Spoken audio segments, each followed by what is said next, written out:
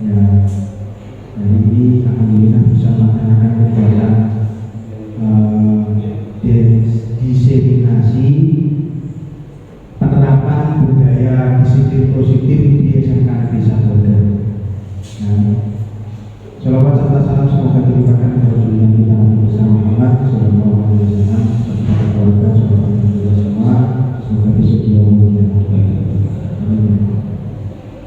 Bapak Ibu, saya ucapkan terima kasih atas kehadirannya di ruang 10 SM1 ini untuk kegiatan diseminasi ini, yang mana ini sangat penting nanti untuk tim tatib dan guru BK, yang mana penerapan budaya disiplin positif di SMK Negeri Sambodo ini nanti akan disampaikan oleh Pak Masudin, dan nanti ini sebagai evaluasi kita tentang ketertiban atau sistem tatib di SMK Negeri Sambodo ini. Nah, ini akan ada banyak pengaruhnya. Untuk itu kita akan lihat dulu atau mendengarkan dulu penjelasan dari Pak Masudin. Setelah itu nanti kita akan evaluasi sinkronisasi antara tatib dan BK. Nanti seperti apa apabila ada kasus seperti ini, penanganannya seperti apa. Apabila ada kasus seperti ini, penanganannya seperti apa. Ini harus kita sinkronkan agar kedisiplinan di SMK Negeri Sambodo ini, ketertiban, kedisiplinan, dan rasa aman untuk Bapak Ibu guru dan murid ini bisa tercapai. Untuk ya Bapak Ibu, mari kita buka acara ini dengan membaca basmalah bersama. Bismillahirrahmanirrahim. Jadi nanti setelah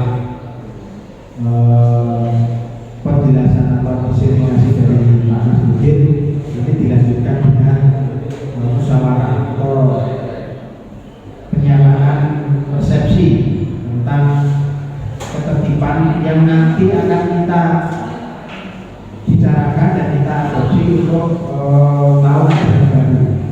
Jadi intinya tahun ajaran baru nanti akan kita buat seperti apa ketertiban di SMK Negeri Sambodo ini.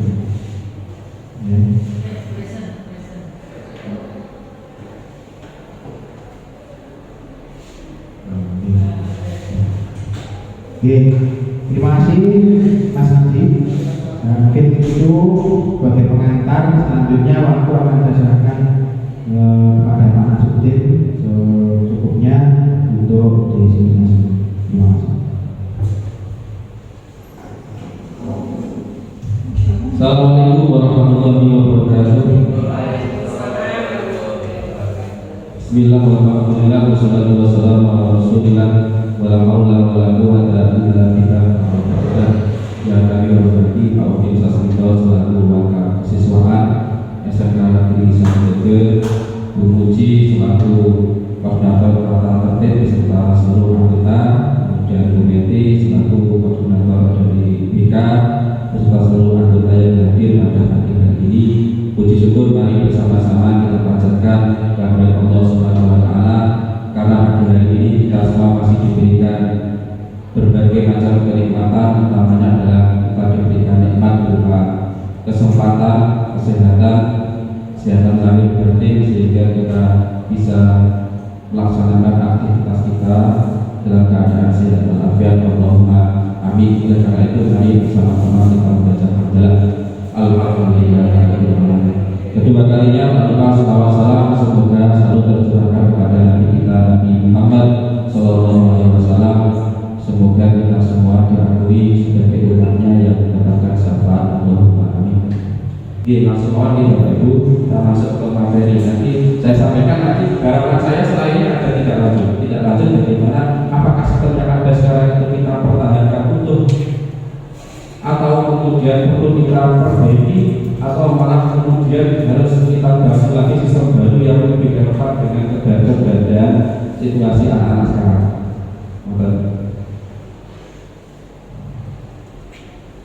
Oke, sekarang kita merenung dulu bahwa dengan disiplin di sekolah kita apakah telah efektif? Apakah masih perlu ditinjau kembali? Mungkin yang bisa menjawab kita. Ibu dan Bapak Ibu kira-kira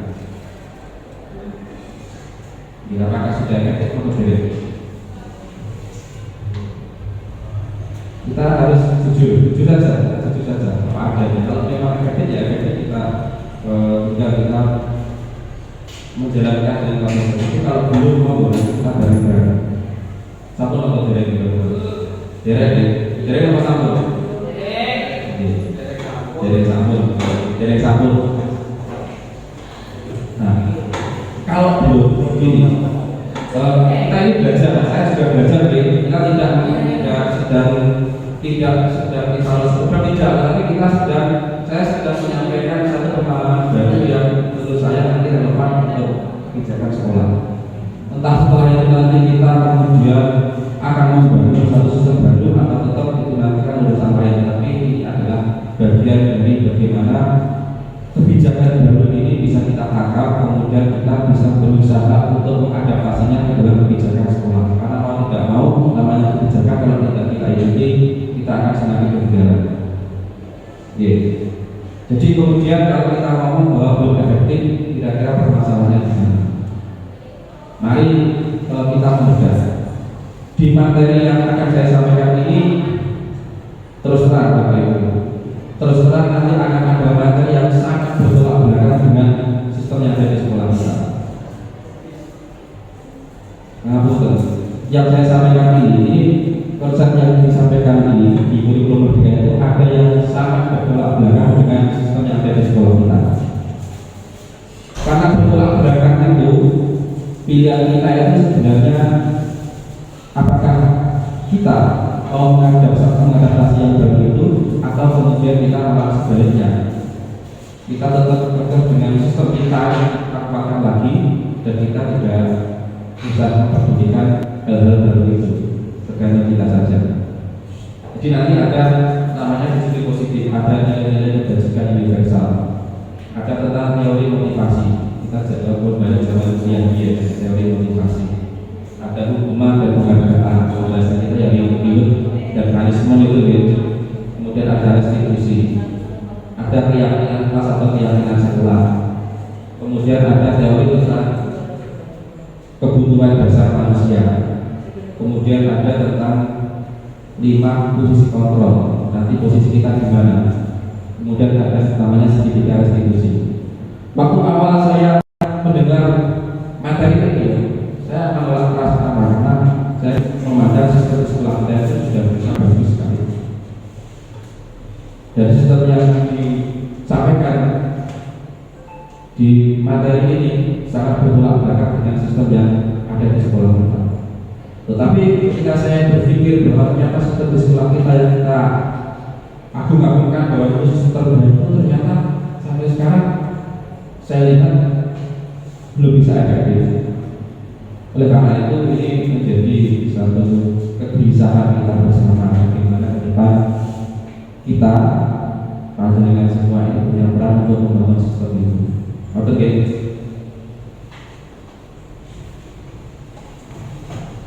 Nah, ini yang paham sebenarnya guru BK karena ngomong psikologi.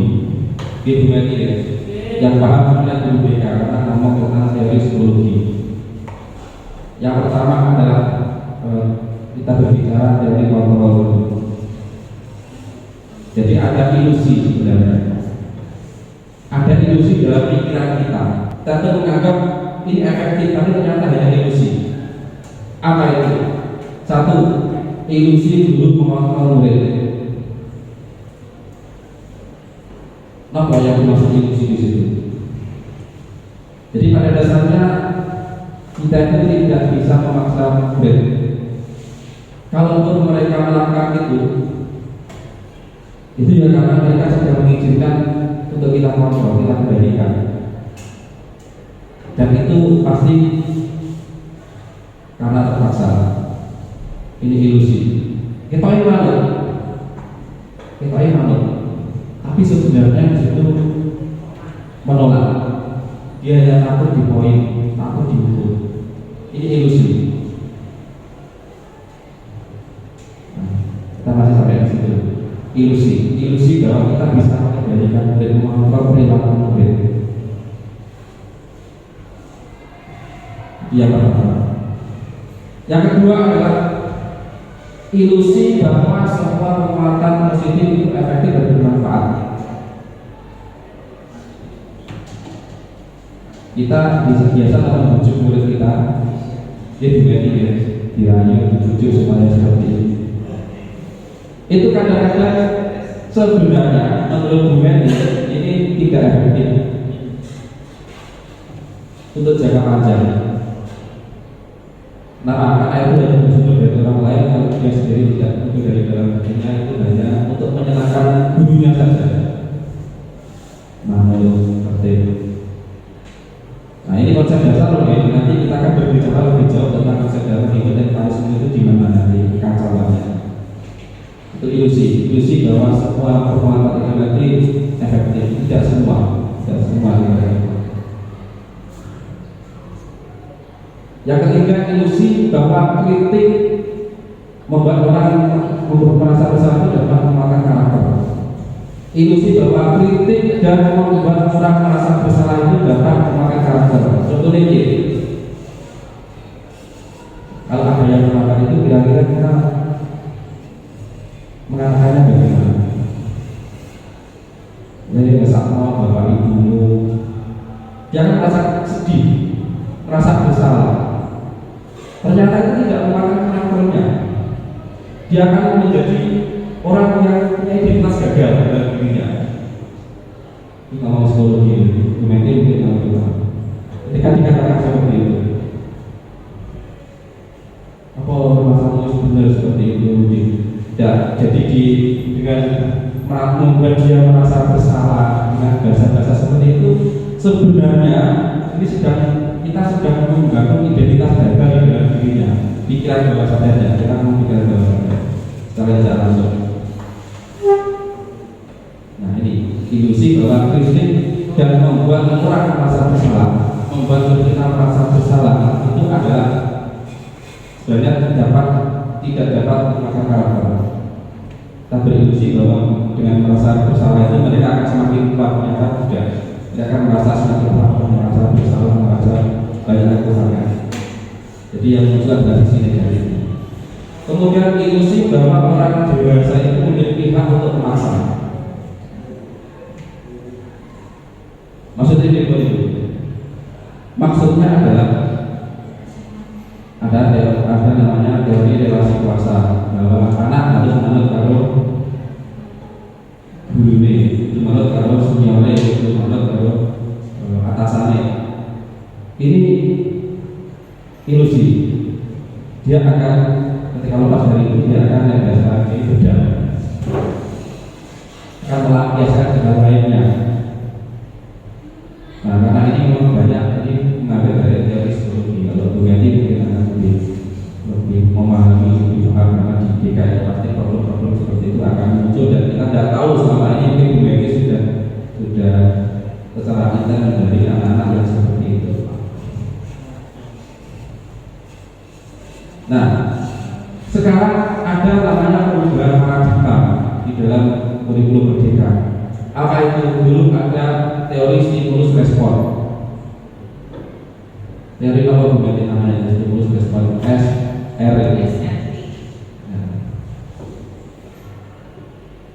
ada stimulus, ada respon, ada sebab, ada akibat. Nah, sekarang apa? Sekarang pendekatannya sudah tidak dari stimulus ke respon, tetapi menggunakan teknik kontrol. Stimulus respon itu menganggap semua sama, upah bisa sekali yang kodok. Sehingga apa? Stimulus yang diberikan sama semua. Dan kira-kira mulai saya makanan itu kodok atau betul? Kalau teori kontrol, realitas kebutuhan kita masing-masing anak itu berbeda. Konsep dasarnya adalah seperti itu. Semua orang melihat hal yang sama. Kita anggap anak itu persepsinya kepada sekolah sama, saya katakan tersebut. Ternyata 1.400 orang itu punya gambaran yang berbeda. Perilaku guru dilihat sebagai suatu kesalahan. Kalau ada anak yang berperilaku buruk itu dianggap sebagai suatu kesalahan.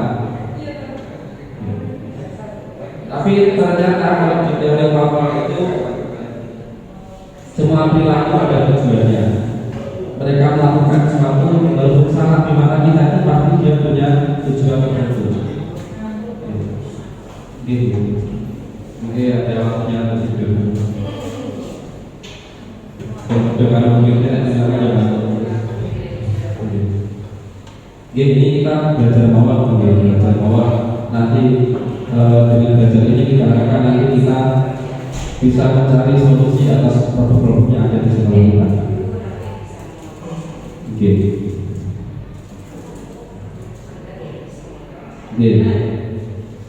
Jadi ini banyak sekali asumsi-asumsi di dalam paradigma stimulus respon yang kemudian kalau sekarang di tubuh kemerdekaan dikembangkan bukan lagi dari stimulus ke respon, tetapi dengan pendekatan teori kontrol. Nanti kita akan melihat dari kontrol itu seperti apa. Saya bisa mengontrol orang lain. Itu kalau stimulus itu mesti ini diberikan stimulus ini, misalnya seperti ini, itu memang itu seringkali kita merasa kita mampu melakukan itu. Tapi ternyata Anda tidak bisa mengontrol orang lain.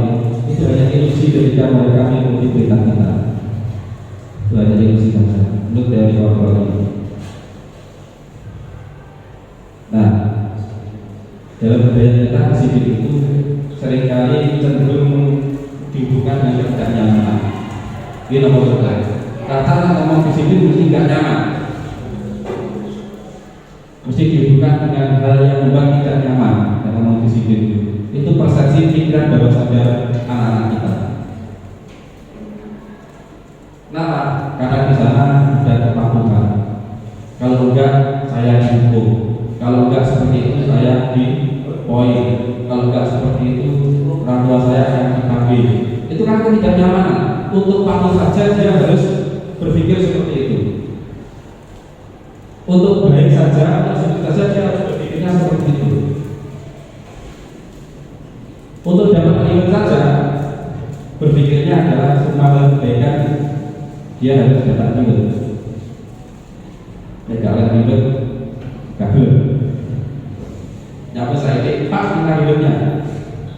Ini kita akui ya.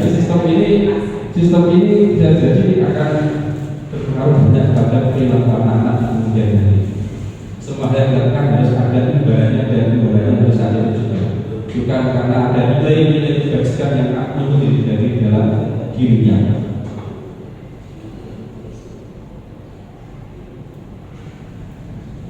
Nah, nilai kebajikan. Kalau begitu bagaimana? Kalau begitu maka menurut teori ini yang dibutuhkan adalah nilai-nilai. Apakah di sekolah kita ada nilai-nilai yang ditanamkan? Yang dikuatkan nilai-nilai apa di sekolah kita selama ini yang kita pegang betul, yang itu mendasari semua perilaku anak-anak? Sudah ada apa belum? Nah ini kayaknya harus kita pikirkan bersama. Sehingga ketika anak bertindak, anak tertib, anak tidak melanggar itu memang karena dia punya nilai-nilai kebajikan yang ada di dalam dirinya. Gitu betul. Banyak anak-anak kita itu yang berbuat sesuatu tapi hampa dengan nilai. Mau membantu temannya hanya gara-gara ingin dapat ribet. Mau membersihkan kelas gara-gara ingin dapat ribet. Menemukan uang temannya untuk dapat ribet. Jadi anak-anak sekarang pinter ribut karena ribut uang temannya itu dibawa. Pak, saya menemukan uang, minta ribet. Dan kemudian yang punya uang disuruh bersihkan oleh orang uang saya yang tidak jatuh. Dia nomor bisa. Jadi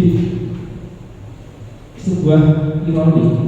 Kita banyak sekali menemukan hal seperti itu.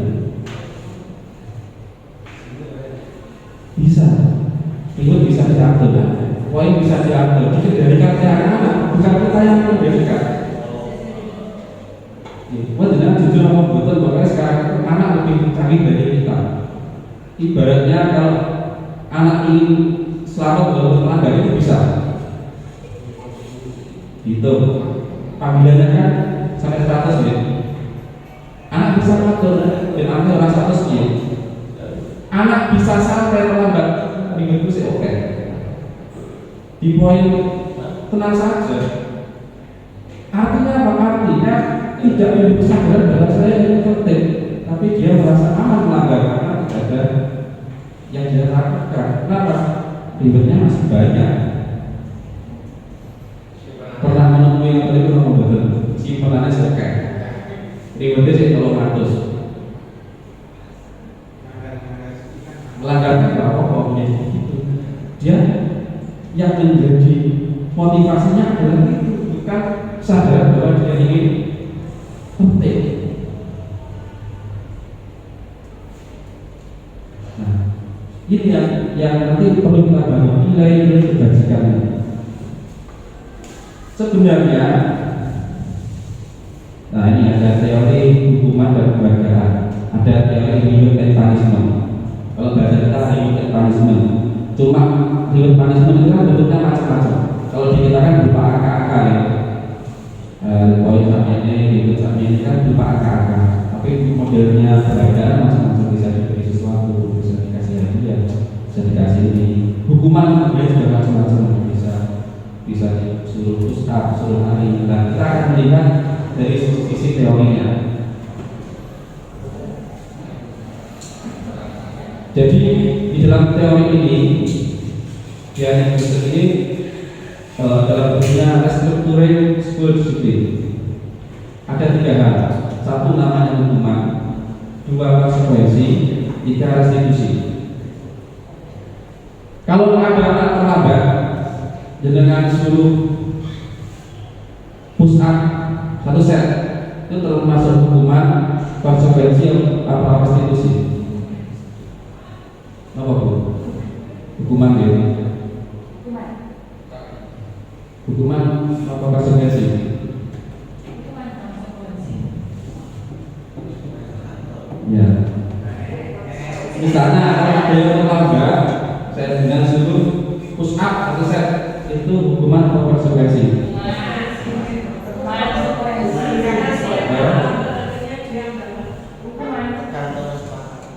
Nah, kita lihat dulu konsepnya.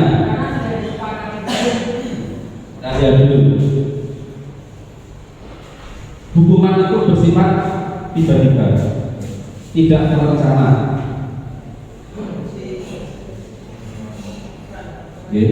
Sifatnya tiba-tiba, tidak terencana. Kalau terlambat, lapangan yang 10 tanpa alas kaki, akhirnya itu hukuman terjadinya tiba-tiba, tidak terencana, bersifat satu arah dari pihak guru. Murid hanya menerima tanpa melalui kesepakatan. Kuncinya adalah tidak ada kesepakatan atau perkara dari pihak guru, itu namanya hukuman, baik sebelum atau sesudahnya. Hukuman itu sifatnya fisik maupun psikis, bisa dengan kata-kata. Berarti apa? Berarti kalau tadi itu tidak terencana, tiba-tiba satu arah, tidak ada kesepakatan, itu namanya hukuman. Nah, ini. Ini nanti penting karena masih akan membangun paradigma berpikir tentang bagaimana disiplin di sekolah kita ini bisa kita kembangkan. Kalau konsekuensi apa? Sudah terencana, sudah disepakati, sudah dibahas dan disetujui oleh murid dan guru.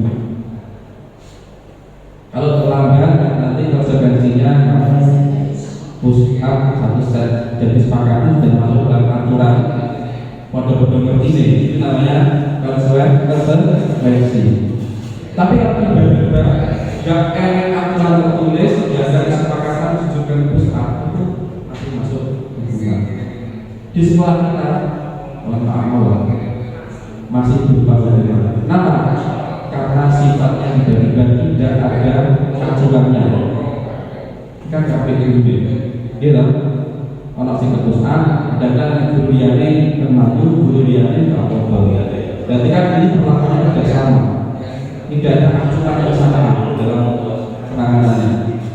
Nah, enggak kodoh berarti namanya hukuman. Tapi kalau sama semua sudah tahu, apa berarti aku pusat ini atau seperti ini, berarti dia mau melakukan konsekuensi dari keterlambatan dia adalah pusat tanpa dijelaskan pun dia adalah sebuah konsekuensi. Tapi kalau sifatnya tiba-tiba tidak ada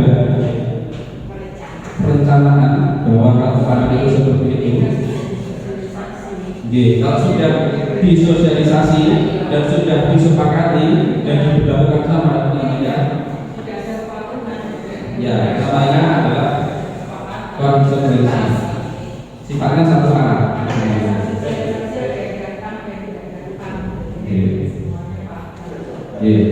Jadi itu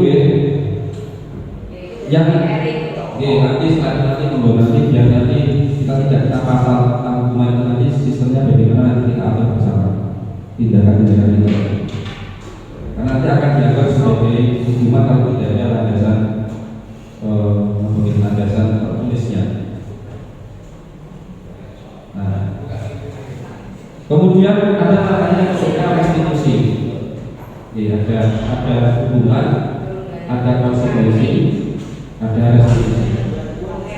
Kapan datang begitu sini dan ada kandidat.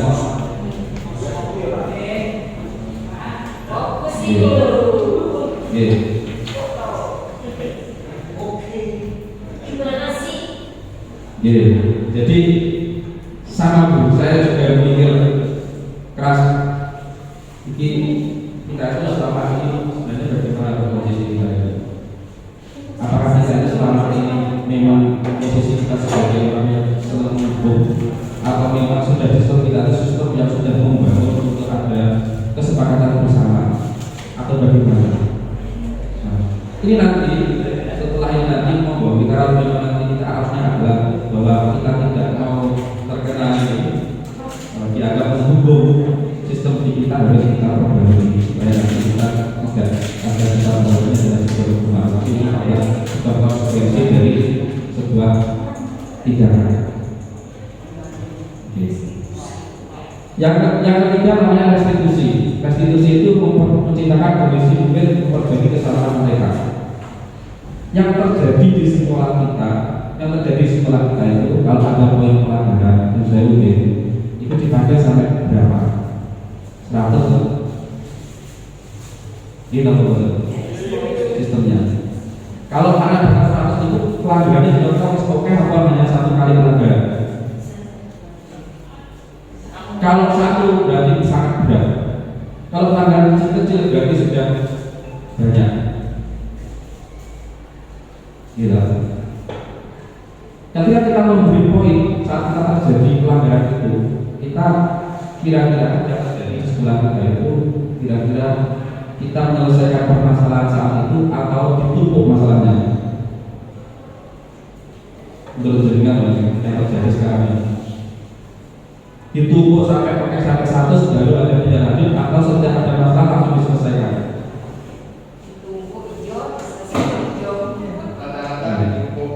Ya yang banyak nih, kalau yang ada yang sisa banyak itu yang langsung menyelesaikan, tapi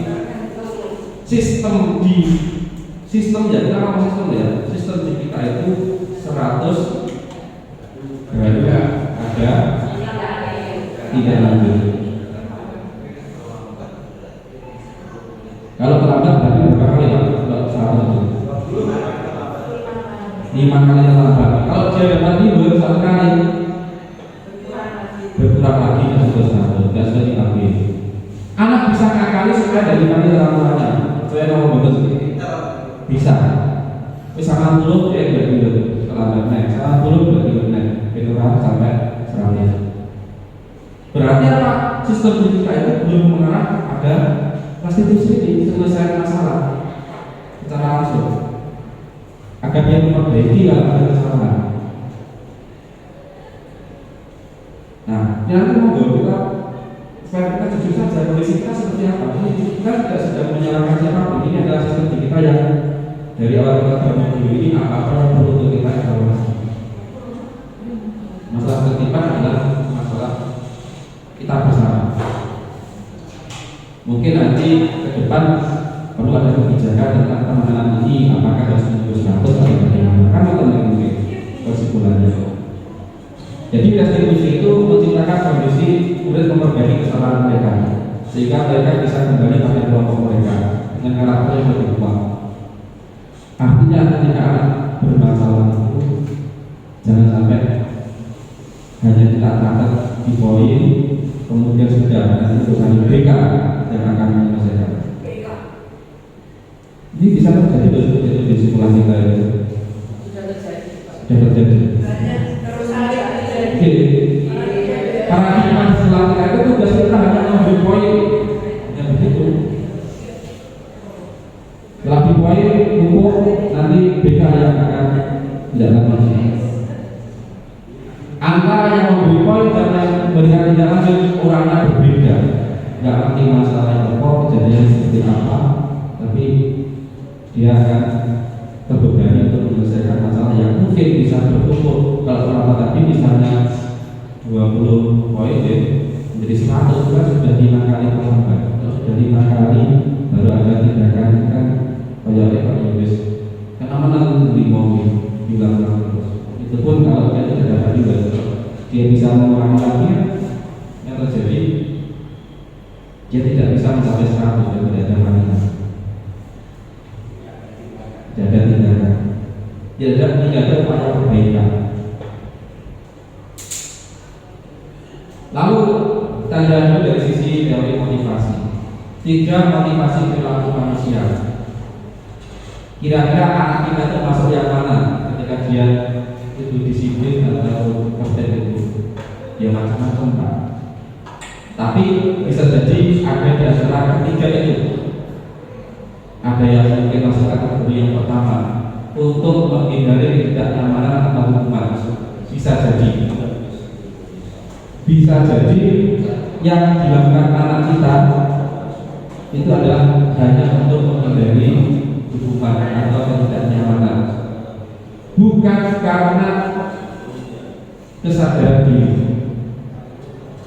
Menghindari hukuman fisik, psikologis atau yang lainnya. Maka yang seperti ini, motivasi seperti ini adalah motivasi sifatnya eksternal, bukan dari dalam dirinya, tapi ada motivasi dari luar dirinya yang menyebabkan dia melakukan itu. Kalau dengan jujur, kira-kira masih ada nggak tindakan anak-anak yang seperti itu? Masuk kategori yang pertama, hanya menghindari hukuman atau ketidaknyamanan. Saya yakin ya pasti ada menghindari ketidaknyamanan. Yang kedua, untuk mendapat imbalan atau penghargaan dari orang lain. Ada nggak mereka yang melakukan sesuatu ingin dapat imbalan? Saya kemarin membuat video dan minta nanti saya untuk membantu. Itu yang pertama kali ditanyakan, saya dapat ini berapa? Itu yang nyangan dulu saya sih. Yang nyangan, mereka dalam 100 Pak. 100 juga mungkin diturunkan lagi, yang lagi 50. Kayak bantuan ya. Akhirnya sepakat terus 40. Iya. Untuk mendapatkan itu ada yang seperti itu. Ada. Saya tidak mengatakan senang, tapi ada. Motivasinya adalah untuk mendapatkan imbalan atau penghargaan. Atau mungkin mungkin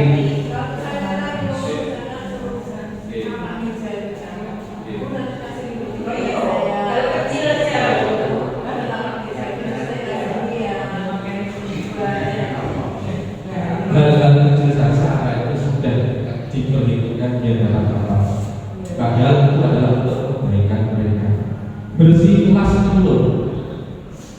Minta berapa? Kalau kayak ada itu loh Bu, sini orang gajarannya orang, ribetnya berapa? Ribetnya Gusti Allah ya loh.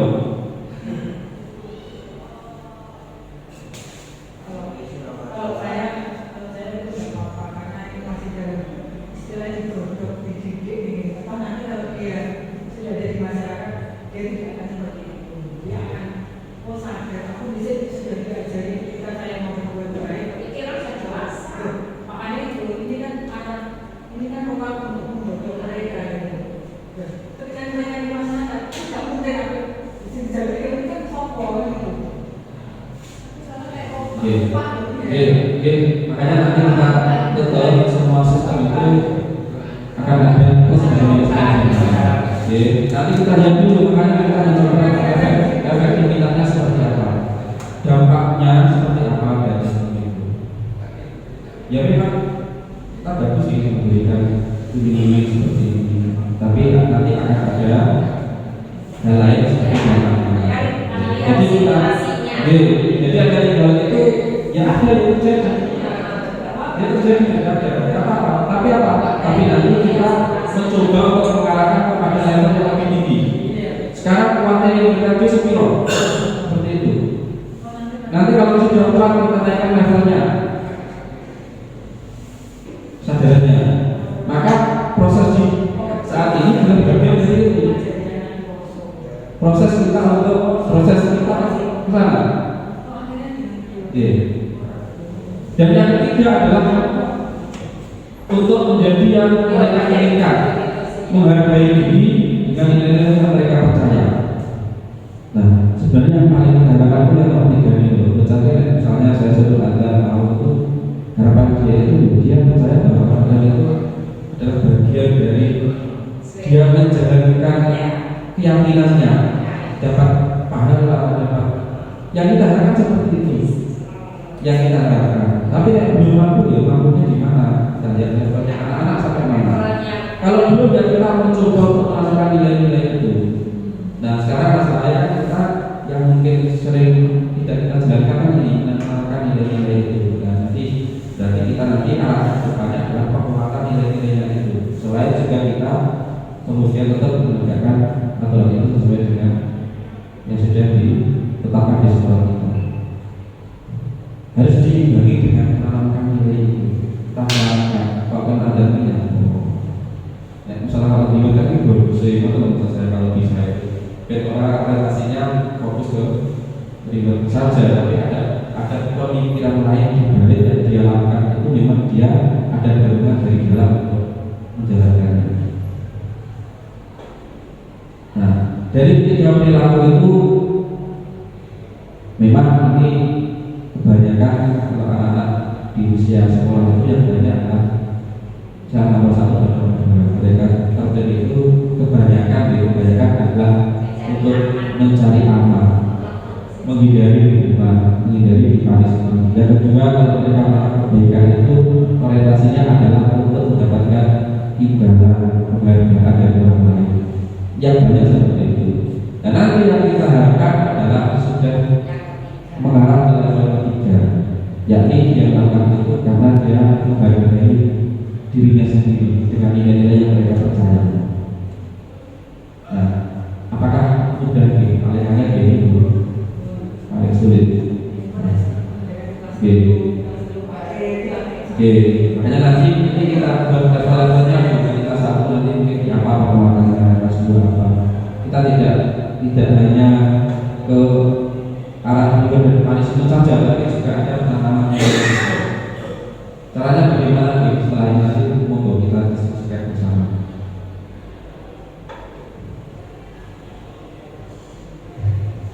Bahkan ini saya tahu ya, menurut penelitian dari FAM bahwa penghargaan itu bisa menjadi sebuah hukuman. Penghargaan itu bisa menjadi sebuah hukuman. Maksudnya gimana?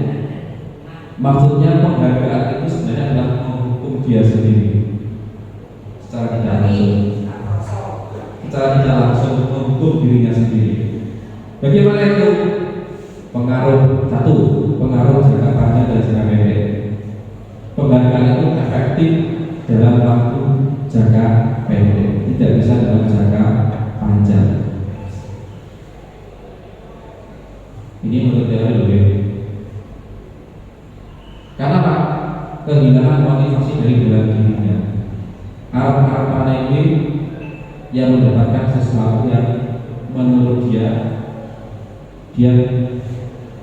bisa menjadikan ganti dari apa yang kita lakukan. Jadi pengaruhnya adalah jangka pendek.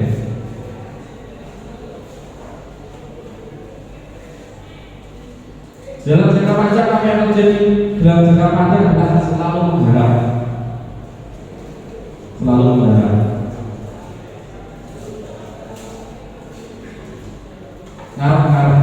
ngarep dibeli.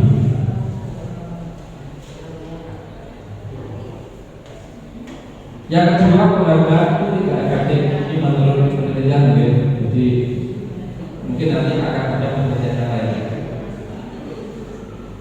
Kenapa? Karena penghargaan itu pasti dibuat dengan syarat. Apabila lakukan ini oleh ini, dan lakukan ini dapat sekian, itu dengan syarat. Tetapi ketika saya tidak mendapatkan, hanya akan kecewa. Di sekolah kita itu banyak kebaikan-kebaikan yang tidak diri, tapi ada hal kecil yang benar-benar kayak nyapu sapi hidupnya jadi isi 50, 70.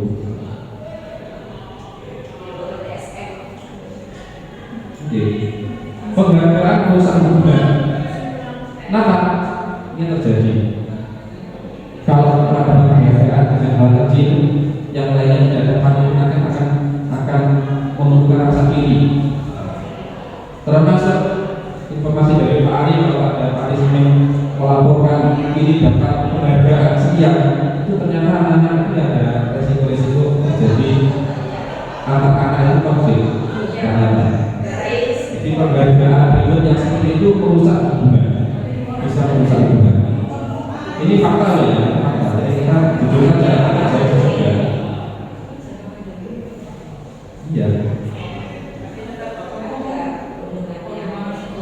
Iya, itu terjadi seperti itu. Jadi seperti itu, melaporkan temannya dia dapat penghargaan.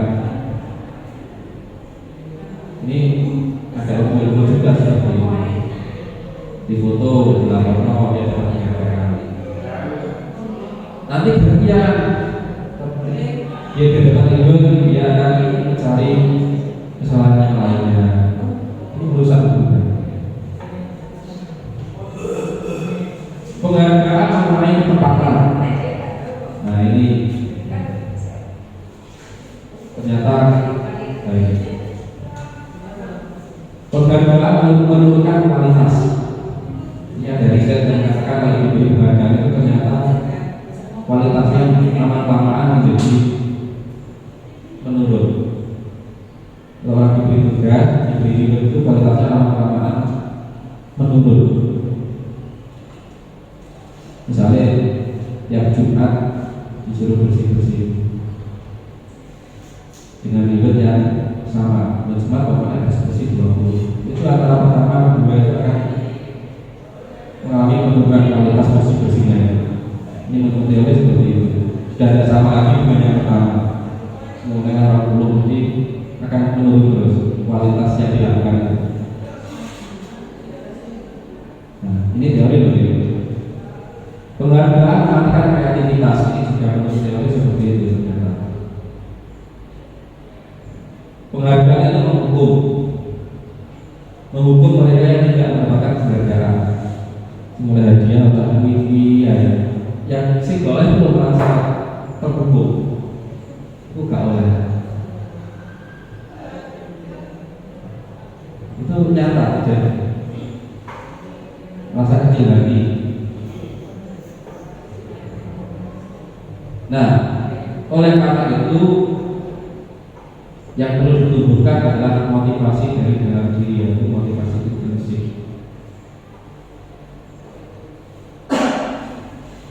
Bagaimana motivasi yang sifatnya dari dalam dirinya sendiri, bukan karena mengharapkan dari orang lain ketika melakukan sesuatu, dan juga bukan karena takut sesuatu yang bisa membuat dia tidak nyaman atau bingung. Nah, oleh karena itu yang perlu dibangun adalah keyakinan sekolah. Nilai-nilai universal yang harus kita kembangkan di sekolah ini apa? Nah, di perusahaan namanya apa bu? Core and value, pasti ada seperti itu. Sebenarnya di sekolah kita juga ada Bapak Ibu. Saya sudah melihat yang tapi ini tidak jarang kita sentuh. Di website kita sudah tercantum nilai-nilai yang harus diperdomani dan dijadikan acuan dalam bertindak. Ini di website kita ada visi-visi, juga ada nilai-nilai. Ini jelas-jelas yang kita sampai kita tanamkan ke anak-anak. Semoga ke depan ini nilai-nilai ini coba kita ekspor lagi. Termasuk ketika anak-anak di dalam apa itu membaca janji siswa, itu ternyata belum sepenuhnya dipahami dan masuk ke dalam jiwa mereka. Itu hanya kata-kata saja.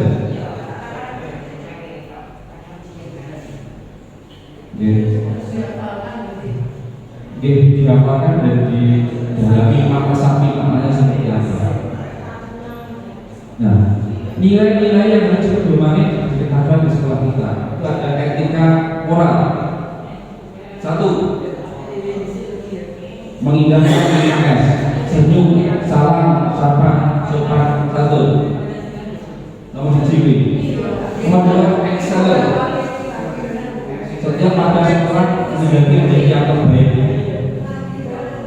Dan ini ditanamkan betul seperti ini loh, etika moral, excellent, kejujuran, bersama, kebersamaan, tanggung jawab, transparansi, spirit, kerja keras. Ada sebenarnya nilai yang ternyata ini sudah dicetuskan dari para pendahulu kita sekitarnya. Ini sudah ada apa itu? Di sekolah kita sudah ada nilai-nilai ini. Tapi saya juga belum menemukan ini. Ini tidak ngerti dia seperti apa menurut saya. Tapi itu sangat bagus sekali kalau ini sudah kita tanamkan, kita buat di banner-banner keyakinan nilai-nilai ini di bawah titik excellent seperti apa, diberi gambar yang menarik, seragam seperti apa. Misalnya begini, sudah ada tulisan ajakan untuk 5S, senyum, salam, sapa, ajakan tanggung jawab, kerja keras, memberikan motivasi. Itu kayaknya bagus untuk menggunakan nilai-nilai itu di sekolah kita. Seperti kalau saya lihat beberapa pabrik itu juga seperti itu, pasti akan satu pertama yang harus dilihat adalah core and value dari sebuah perusahaan itu.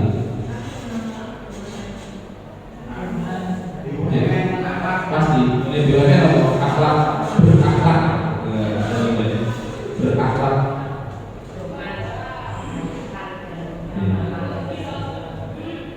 Nah, nanti diteruskan lagi seperti apa core dan nilai yang kita pedomani.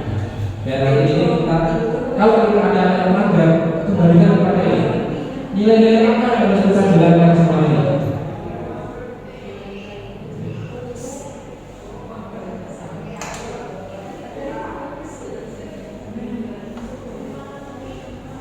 Jadi ternyata menurut teori anak melakukan sesuatu itu karena dia ingin memenuhi kebutuhan dasarnya.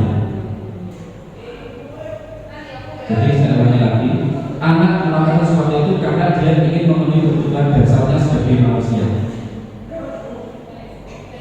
Anak melanggar itu karena ada pemenuhan kebutuhan yang tidak tercapai. Menurut teori ini. Karena ada kebutuhan dasarnya yang tidak tercapai sehingga dia melampiaskan atau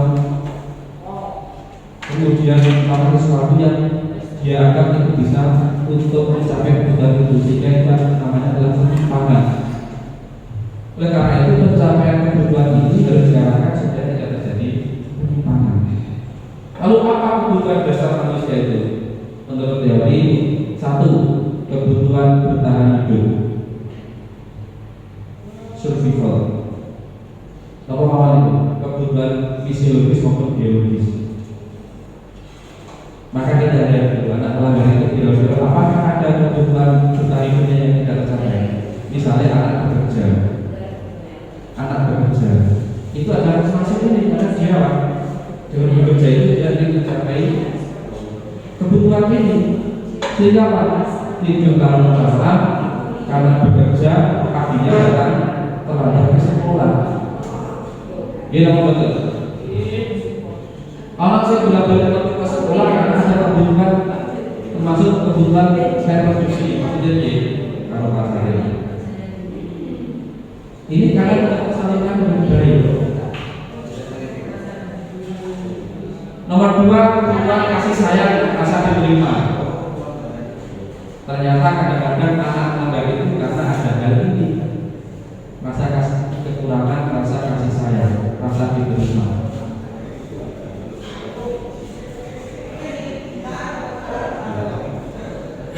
Ini apa betul? Apabila kita lihat anak yang muda itu ada keluarganya ternyata apa? Ibunya nggak ada, bapaknya nggak ada, hanya tinggal bersama kakeknya, saudaranya.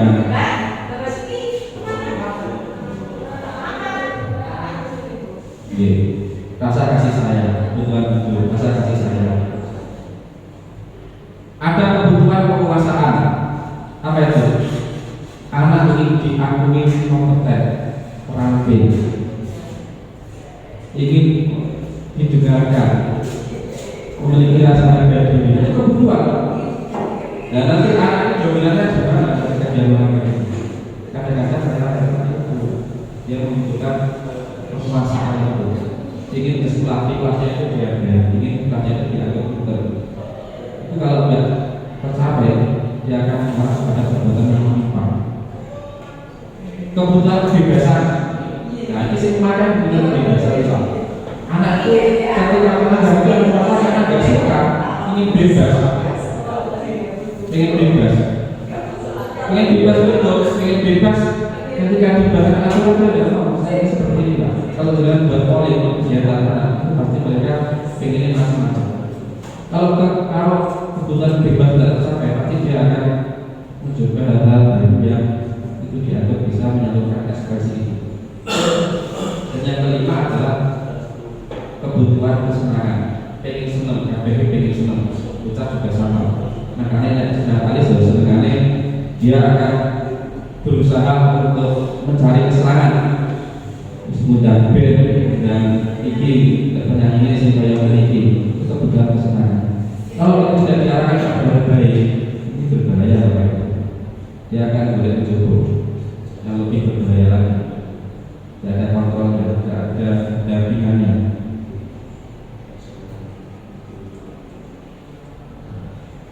Tak niki 5 posisi kontrol.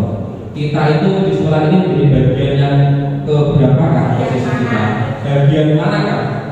1 posisi penghukum. Kita menjadi penghukum dalam pembelajaran ini. Seorang penghukum itu bisa menggunakan fisik atau verbal.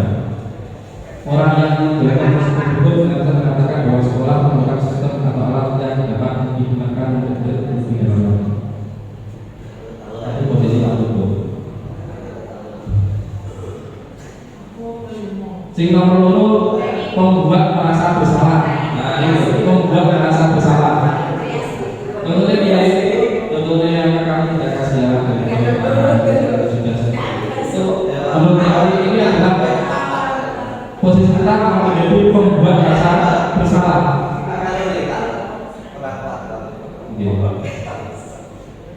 Yang ketiga sebagai teman. Jadi menganggap ngandani ucapi kayak ngandani macam ini. Semua ada. Kadang-kadang kita bisa mual kali.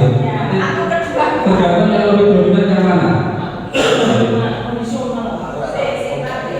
Yang keempat, pemantau. Pemantau itu jadi pemantau itu pemantau itu adalah yang ini berbicara tentang bukan. Pemantau itu pemantau untuk menegakkan aturan. Dipantau, oh ini pelanggar itu keterangan masalah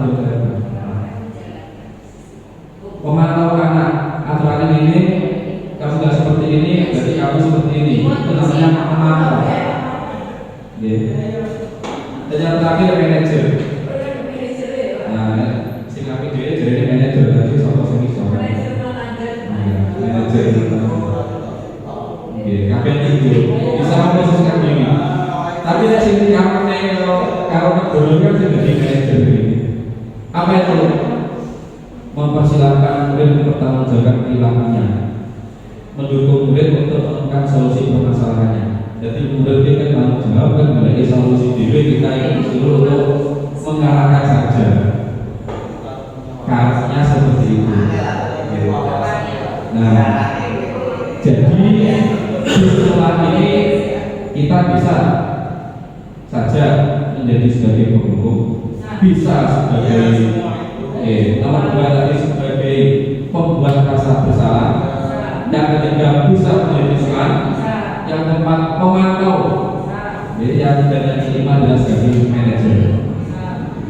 Semuanya ini bisa kita jalankan, tetapi kadang-kadang kita itu dominan di salah satu. Dominan di salah satu.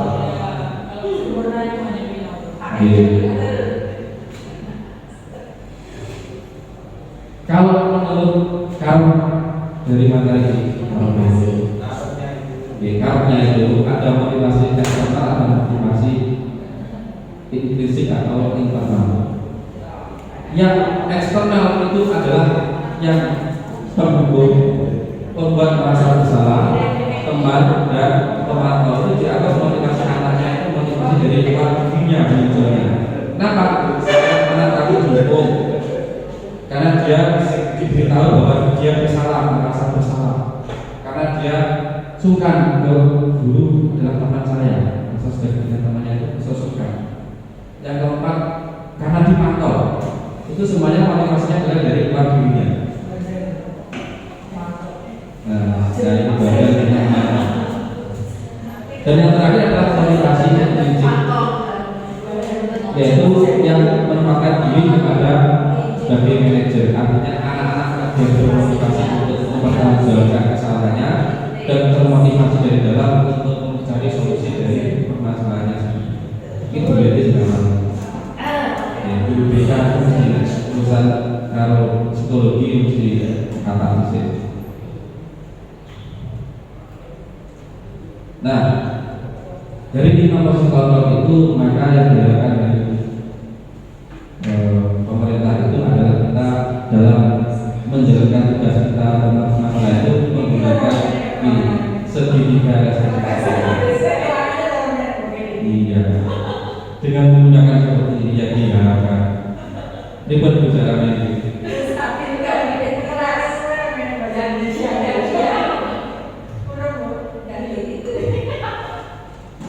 Belum selesai juga. Ini keterangannya menstabilkan identitas. Jadi yang pertama menstabilkan identitas. Artinya apa? Kalau ada anak yang melanggar itu pertama kali kita menstabilkan identitas.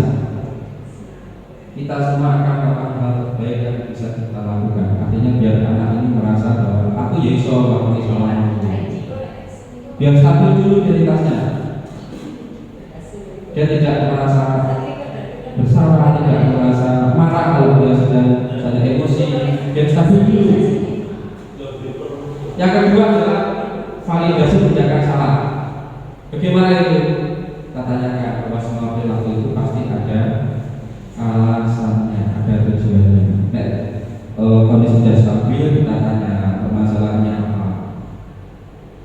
Itu namanya validasi tindakan salah. Kalau ini adalah tidak sesuai dengan nilai-nilai yang ada di sekolah kita. Seperti ini tidak sesuai dengan norma-norma agama. Jadi kita tanya alasannya apa dan kemudian kita suruh mengingat-ingat apa keyakinan nilai-nilai yang kita yakini apa di sekolah kita. Apa nilai-nilai agama yang kita yakini terkait dengan itu. Biar dia mikir. Lalu kemudian nanti dia akan menjalankan solusinya seperti apa. Nah, berarti apa memperbaiki itu. Nah, dia diharapkan seperti itu. Nah, kalau kita aja seperti itu ya, kira-kira bisa nggak anak diajar seperti itu? Ya, tentu kan seperti itu. Tetapi kan tidak harus dalam konstitusi ini semua orang ini bisa berhasil, tidak harus. Jadi kita baru pilar pertama menstabilkan identitas. Jadi kita baru validasi tindakan salah. Oh ini salah, oh ini tidak pas, oh berarti ada kebutuhan dasar yang tidak terpenuhi.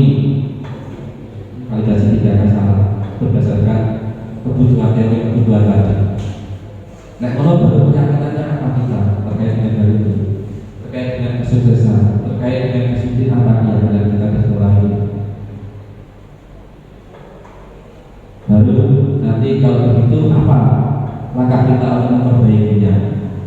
Apa yang kamu lakukan? Nah ini, jadi menstabilkan identitas itu dimulai dari setiap orang pasti melakukan kesalahan. Katakan seperti itu saya itu menstabilkan identitas. Kamu bukan satu-satunya yang pernah melakukan ini, biar dia tidak merasa kecil hati atau merasa pas marah biar gak emosi.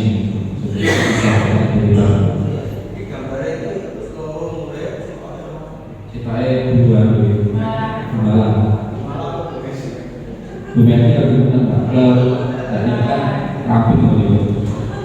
Kalau validasi tidak akan salah, kamu tentu punya alasan kenapa melakukan itu. Nah itu validasi tidak akan salah. Baru yang ketiga, apa keyakinan sekolah kita sepakati? Aturan ini di sekolah kita itu. Kamu ingin seperti apa? Untuk memperbaikinya seperti apa? Nah, kira-kira ini mudah atau sulit diterapkan di sekolah kita? Bisa gitu. Jadi begini Bapak Ibu, kita itu kemarin di proses jalan-jalan ketika kita melakukan pelajaran tidak langsung seperti ini. Jadi masalahnya akan menumpuk di belakang. Kalau di sistem restitusi ini setiap ada masalah langsung akan seperti ini. Jadi langsung ditanya, distabilkan identitasnya, dan orang melakukan kesalahan seperti ini. Kamu punya alasannya apa? Dan yang kita mau memperbaikinya bagaimana? Sehingga besok kita tahu apakah sambungan atau tidak. Nah mungkin karena di sistem kita ini memang ini belum ada SOP seperti ini, boleh kalau memang depan kita ingin menjalankan ini setiap pelanggaran nanti ketika anak itu dicatat poin-poin itu langsung diberikan tindakan restitusi ini, kemudian dipantau apakah besoknya sudah ada perubahan atau belum. Jadi tidak terjadi ada tumpukan masalah di belakang yang nanti pada akhirnya ketika ada kenaikan kelas itu yang terjadi kita kesulitan, bahkan kita perlu berribet supaya anak bisa naik kelas. Saya kira seperti itu untuk yang kita sampaikan, bahwa kesimpulannya adalah bahwa menciptakan disiplin positif itu dimulai dari menanamkan kebajikan, keyakinan tentang nilai-nilai sehingga akan muncul motivasi intrinsik, sehingga mereka mentaati aturan itu adalah karena kesadaran diri, bukan karena takut hukum, dan juga bukan hanya karena ingin mengharapkan sebuah penghargaan. Itu menurut saya. Kemudian rekomendasi kita adalah penanganan murid yang bermasalah itu kalau bisa tidak kita tumpuk di belakang sampai 100, tetapi kalau bisa kita terapkan penanganan ini sejak ada pelanggaran itu ketika kita melihatnya kita melakukan tahapan restitusi tersebut. Itu menurut saya. Kalau saya berkata tadi semuanya itu adalah sama. Ya semuanya itu intinya sama. Cuma yang saya garis bawahi itu ada dua. Yang nomor satu tadi adalah hukuman, dan yang kedua adalah konsekuensi. Hukuman tidak boleh dikatakan. Itu memang betul. Karena sifatnya apa? Datangnya tiba-tiba. Dia memberi sanksi kepada anak itu adalah menurut yang menghukum itu sendiri. Tidak ada aturan. Itu memang betul. Karena apa? Dia tidak memiliki dasar. Terus kemudian yang kedua itu boleh, yaitu konsekuensi. Konsekuensi itu adalah sifatnya yang pertama yaitu sifatnya adalah pemberitahuan dulu. Misalkan anak yang terlambat sekian menit sanksinya ini, anak yang istilahnya merokok sanksinya ini, dan seterusnya. Nah itu sebetulnya itu semua diterapkan, walaupun sanksi itu seberat apapun. Saya kira itu bukan termasuk hukuman, konsekuensi. Iya, karena ini sudah konsekuensi. Jadi kita dasarkan oleh apa? Disepakati bersama. Disepakati Saya kira yang hukuman di negara kita pun itu juga berupa konsekuensi. Apa? Contoh misalkan pelaksanaan penegak hukum di masyarakat. Misalkan saya kemarin berboncengan dengan anak saya dan pakai helm. Bapak ini melanggar, dua pelanggaran, Pak, yaitu tidak memakai helm yang depan maupun yang belakang. Loh, mana buktinya? Misalkan saya gitu yang orang-orang tidak tahu. Loh ini Pak, di buku tilangnya ini. Itu namanya adalah konsekuensi. Kalau hukuman, nah itu sudah lain lagi karena kita memiliki dasar. Jadi kalau menurut saya itu yang sudah efektif, sudah dikemas dalam buku yang sekarang syukur ini sudah berupa aplikasi. Saya kira pelaksanaan hukuman yang berupa konsekuensi itu tadi seberat apapun itu adalah kita sudah tidak melanggar apa itu yang namanya yang termasuk kekerasan itu karena sudah saya kira kok itu jadi kita tinggal melaksanakan terus kalau semuanya itu misalkan sudah dikemas di situ kita tinggal melaksanakan. Contoh yang lebih berat lagi apa? Misalnya A sejumlah sekian tidak bisa naik kelas, itu kan lebih berat itu, lebih berat daripada push up dan lain sebagainya. Contoh misalkan saya terapkan pada anak, pilih B, kowe orang muda, kalau kowe gampangannya berantem yang juta, ini kan tidak manusia itu ya, pasti milih berantem juta, karena yang sudah konsekuensi kira-kira itu. Ya, Mungkin Pak Edi, terima kasih. Memang betul Pak Edi, secara praktik ada kesepakatan, sudah disosialisasikan dan ada kesepakatan bersama itu adalah konsekuensi dari itu. Tetapi yang tidak boleh sifatnya tiba-tiba dan sesuai kemauan yang menghukum, tidak berpedoman kepada aturan. Nah, sayangnya di sekolah kita ini kan hanya memunculkan angka, bukan konsekuensinya apa. Artinya ketika melanggar ini hanya yang itu adalah nilai punishment-nya sekian, hanya seperti itu. Tidak ada di sana, kayaknya tidak ada apa konsekuensi kalau melanggar. Untuk memperbaiki diri apa tidak ada, hanya berupa pemberian angka. Yang angka itu nanti akan diakumulasi sehingga pada jumlah tertentu dia akan ada pada setahu saya masih seperti itu. Jadi arahnya ke kenaikan saja kalau naik. Selama ini masih seperti itu. Belum ada aturan tentang misalnya satu share itu untuk pelanggaran seperti apa, belum ada aturannya itu. Jadi di aplikasi itu hanya muncul punishment pelanggarannya ini, poinnya sekian. Oke, ini seperti itu. Tidak ada di situ konsekuensinya apa kalau saya melanggar, belum ada di aturan itu.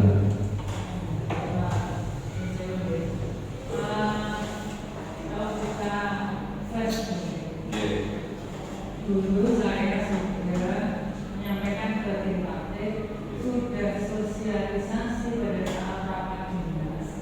Kami dari tim partai itu sudah membuat Google Form. Ketika siswa terlambat, kita arahkan siswa untuk scan barcode. Di situ kita berikan beberapa pilihan. Beberapa pilihan adalah beberapa konsekuensi. Kamu mau pilih mana sesuai dengan menurut kamu itu saya mau untuk melakukan itu. Pilihannya adalah membaca surat pendek, berupa video dan itu sudah Pak. Kendalanya adalah kembali lagi kenapa program yang saya sampaikan kemarin itu tidak bisa berjalan dengan maksimal.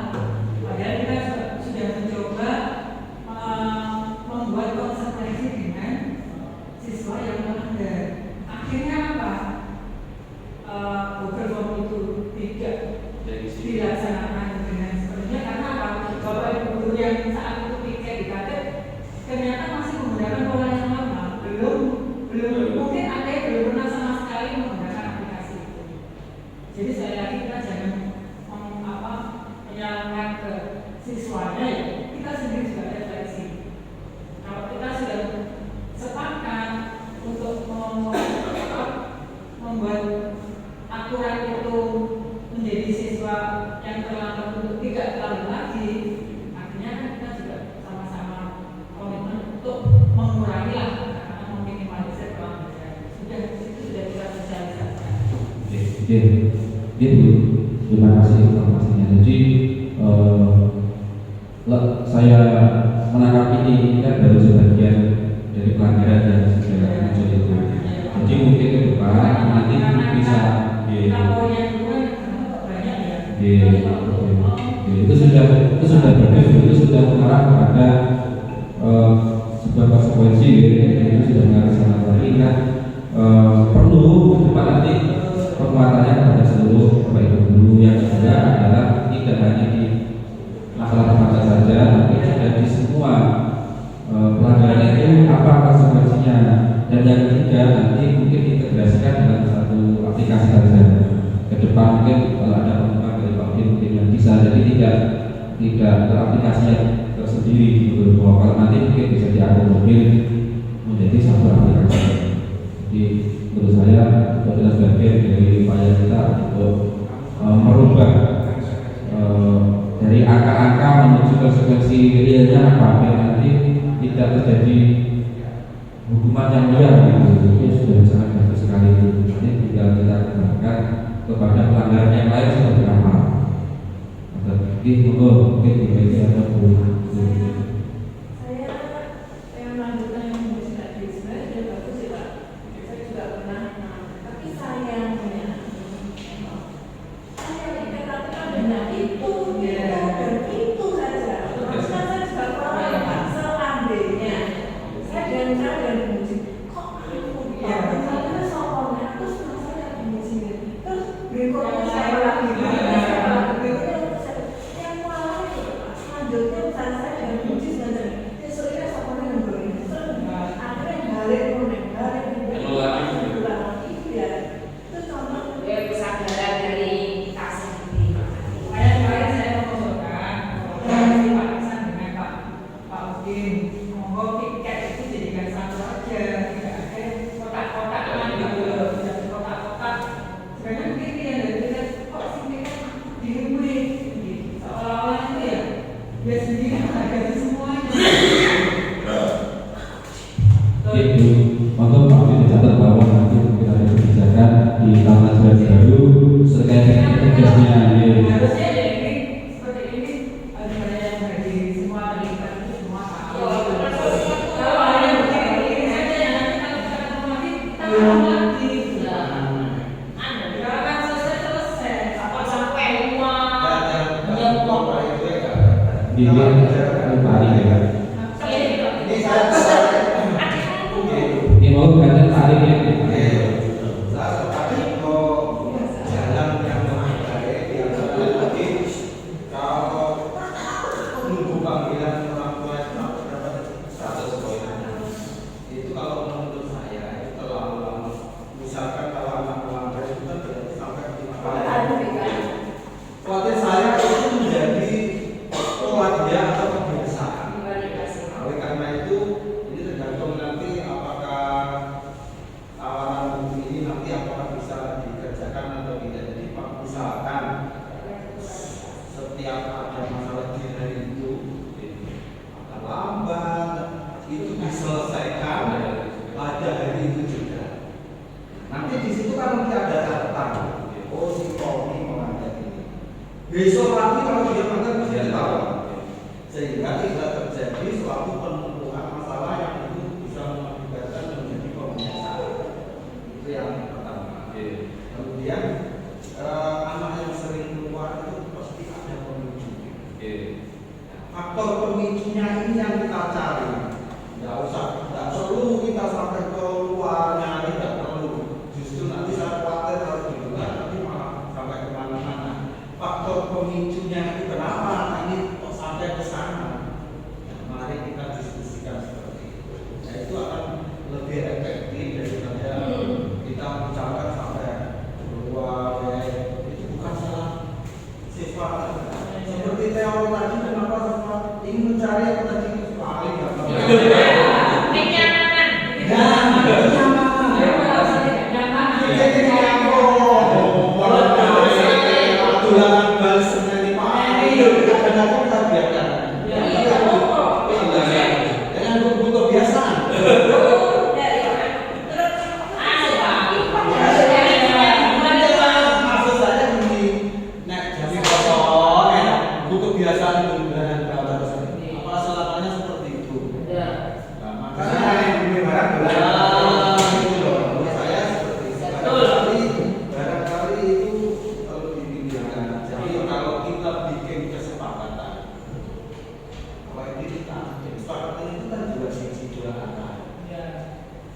dia mampu enggak gitu sepakatan dengan Kalian beras. query orang terlambat, alat terlambat kita mampu enggak gitu. Maka dari itu kalau ada kesepakatan sebetulnya dari atas itu sebetulnya secara tidak langsung itu menginstruksikan hilang. Yang ada konsekuensinya dengan tidak langsung saja. Kita perlu memperhatikan diri kita, perlu memperhatikan teman-teman kita.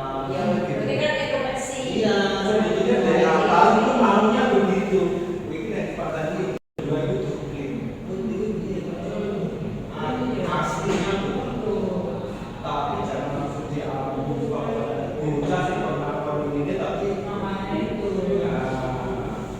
Maksudnya itu seperti tetapi tidak sesuai dengan pengetahuan sepihak yang Itu terjadi. loh, menyamakan peserta didik, menyamakan siswa tanpa tahu aku ternyata terjadi salah gitu. Ya, maka dari itu sebetulnya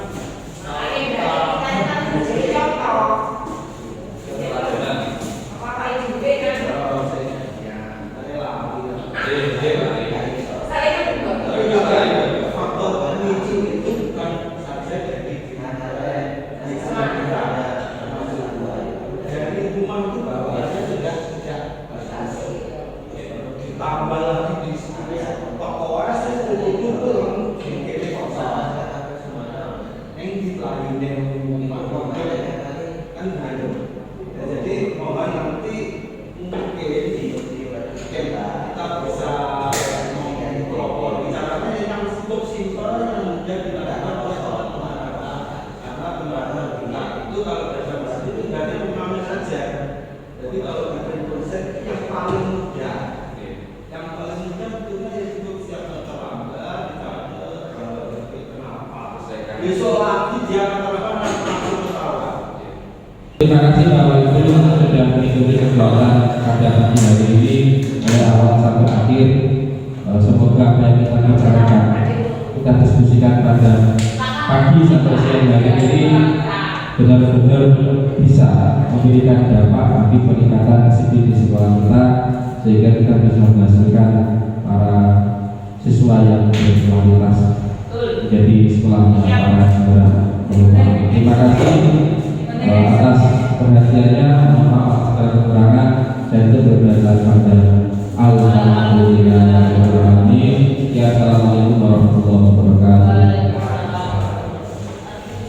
Terima kasih Pak Asudin yang sudah menyampaikan peran budaya disiplin politik di SMA di satu dunia. Belum moderator. Saya garis bawahi yang tadi disampaikan. Satu, penanganan SOP penanganan. Satu, ketika ada pelanggaran akan langsung diselesaikan dengan itu. Nanti untuk lebih lanjutnya tahun depan akan kita berangkat seperti itu, tapi perlu nanti guru BK dan nanti tetap harus ada kesepakatan untuk menyusun SOP seperti apa, siswa masuk, siswa keluar, siswa bolos, penanganannya seperti apa.